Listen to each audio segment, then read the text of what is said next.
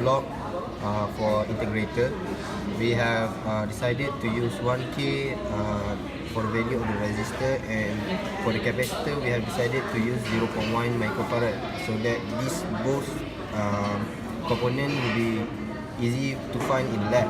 Okay, when we run the simulation, this is the result. The yellow one is the input that we supply into the as an input, square wave, and as we know that integrator will convert this square wave into a triangle wave. So this is the result. The blue wave is the result. Okay, now we go on to the hardware. Okay, this is the hardware implementation using the ASLK board. We had used 10 volt for this board, and we have used this 1 kilo ohm of resistor, and this is 0.1 microfarad of capacitor. And then we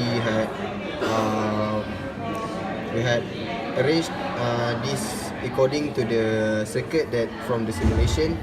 We had the input, we connect it to the signal generator, which have the value of 3 kilohertz and the amplitude of 5 peak to peak voltage, and this is our output.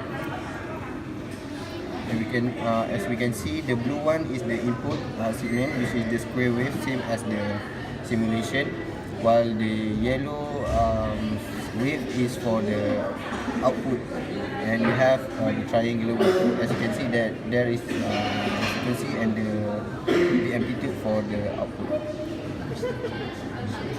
and we have a little bit noise. Maybe some of the connection is loose, so that's why we have kind of the wave is not so fine.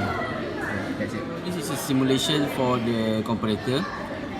We use 10 kilo ohm and we use 1 kilo ohm. The output is connected to the signal oscilloscope, and what we get from the simulation is for the input we got the triangular wave, and for the output we got the square wave. So we move to the hardware implementation. For the hardware implementation, we just use 10 kilo ohm and connected to the output, and connected to the positive input, and 1 kilo ohm is connected to the positive input, and we use 10 volt. When we use 10 volt for this hardware implementation, and for the frequency we use 3 kilohertz, and amplitude we use 5 VPP. So that's all. And for the output, we got the triangular wave for the input, and when they go out, it will get a square wave. I explain you about the multiplayer. So this is our multiplayer. We supply 5 volt for the input pulse to the Y1, and S2 and Y2 we connect to ground, and the S1 we supply 10 volt, and DC.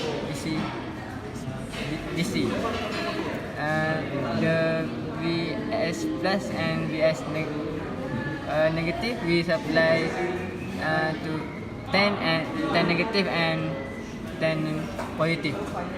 So the output we connect to the oscilloscope,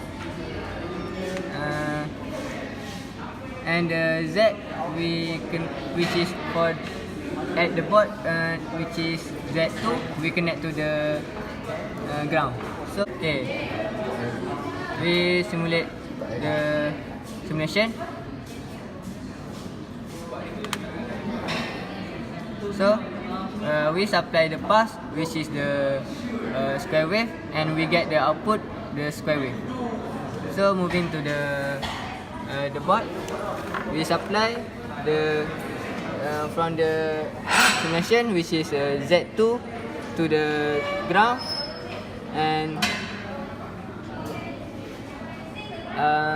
S1 to the DC power, which is 10 volt, S2 and Y2 to the ground, and the VS negative and VS positive already supplied to the board from the source.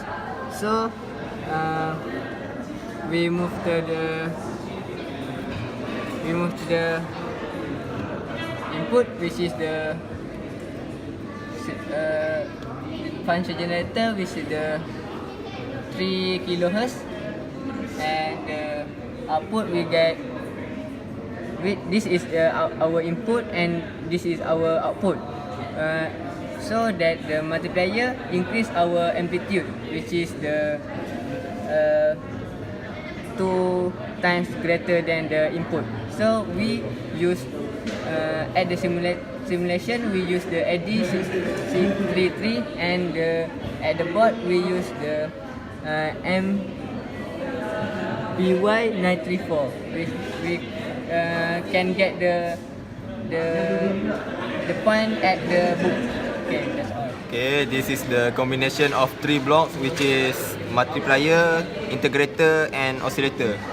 Okay, we can see this, the multiplier, we connect the output of multiplier to the integrator, this, and the integrator, the output of integrator we connect to the oscillator, and the output of the oscillator we connect to the input. We connect back to the input of the multiplier. So as we can see the output wave, which is we enter the square wave, and the output is also same square wave, and you can see the frequency and the VPP here. Okay, that's it. Thank you.